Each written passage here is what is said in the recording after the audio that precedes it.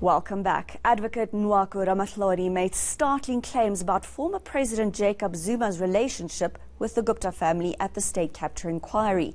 He's alleged Zuma defended the Indian business family for helping his children. And for now, his claims remain unchallenged. Here's Aaron Bates. Please raise your right hand and say, "So help me God." So help me God. Introducing Advocate Nwako Ramatlhodi, the first witness to so clearly put the former president front and center of state capture claims. This relationship of yours with these guys is toxic. Why don't we end it? And we can talk as high and as loud as we like. When we close the meeting, he says, those people are my friends because they helped my children when I was a persona non grata. They helped Duduzan, they helped Edward, they gave them jobs. As for the ANC, you can characterize that period as a season of madness in the organization. We couldn't understand the grip.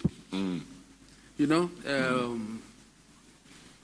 it's like a python, and when a python wraps itself around you, unless somebody takes out the tail from the soil, you are finished.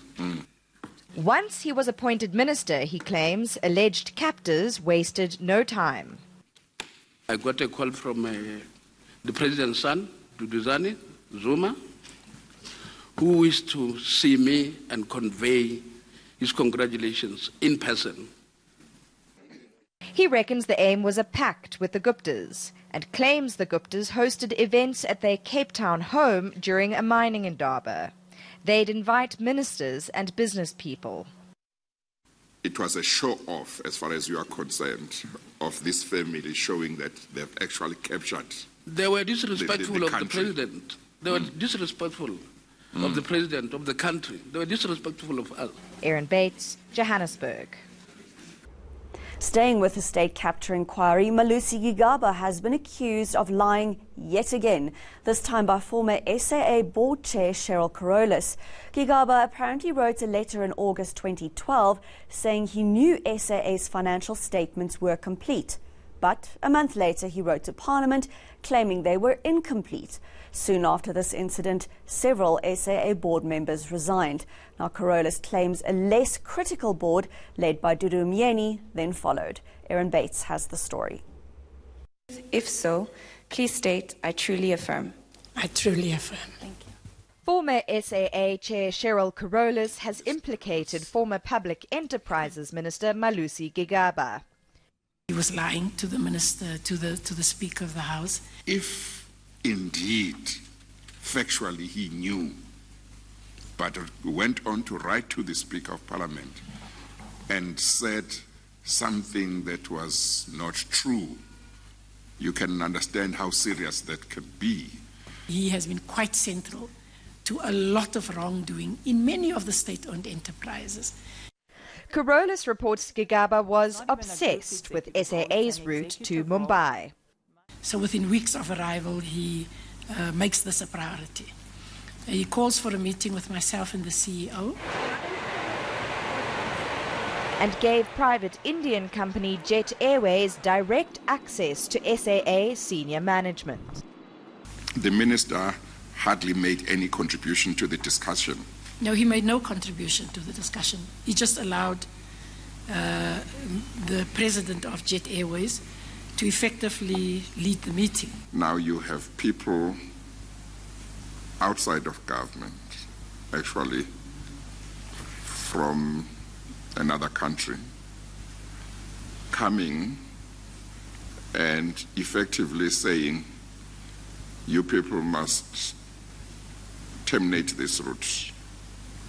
You must stop being involved in this route. In effect, is that right? No, that is indeed correct, sir. Isn't that very strange? Carolus says SAA resisted pressure to advertise with the new age. Tuesday, we will be able to advise the public by way of a media statement on Monday. We adjourn. Hearings provisionally resume next week, Tuesday. Aaron Bates, Johannesburg. Eskom has painted a gloomy picture of a company living beyond its means. The power utility has announced its financial results for the 6 months to September. Plagued by corruption as part of the state capture project, Eskom is now struggling to keep head above water. ENCA senior business reporter Dimakato Tugwana has the details. Eskom's chairman, Jabu Mabuza, says the power utility is in a precarious financial position with huge debt levels and constraints in revenue. This is unsustainable, he says, and may engender concerns about the power utility status as a going concern if not addressed. Eskom, as it is conceived and operating today, is not sustainable.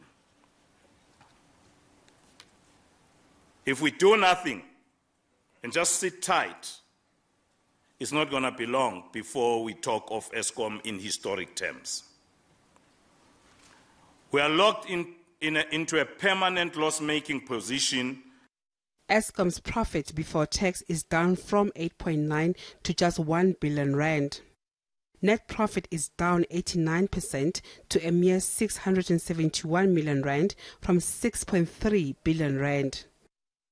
Municipal debt has ballooned to 17 billion rand, with hopes a solution will be found soon. Some good news on the liquidity front. There's been an improvement, with 73% of funding for the current financial year secured and 22% already in place for next year. Government has stretched Eskom's 350 billion rand guarantee, of which 252 billion has already been used. On Tuesday, Eskom announced it had entered into a loan agreement with the African Development Bank totaling over 3 billion rand. CEO Pagamani Hadebe says he cannot guarantee to keep the lights on for the rest of the year. He cites constraints with coal supply as a result of problems with Gupta-owned supplier Tegeta. On the coal side, we are facing challenges. And because of these challenges, we have found ourselves utilizing more and more of emergency resources. Despite having a recovery program and despite having listed some of the success stories, unfortunately, load shedding cannot be ruled out. We will do our best, and that's what we've been doing, but South Africans have to know that it's a risk that is existing. The power utility says it's reviewing NERSA's decision of a 5.3% tariff increase and is currently implementing a strategic turnaround plan that will save 32 billion rand. Dimakato Tugwana, Johannesburg. The family of a slain ANC Limpopo councillor is convinced that his killing was a plot because none of his valuables were taken. Thabang Maopa was known for his fierce criticism of the VBS scandal. He was killed on Monday night in Burgers Fort. His colleague was wounded during the shooting. ENCA reporter Moloko Moloto and cameraman Muraga Mpapuli have the story.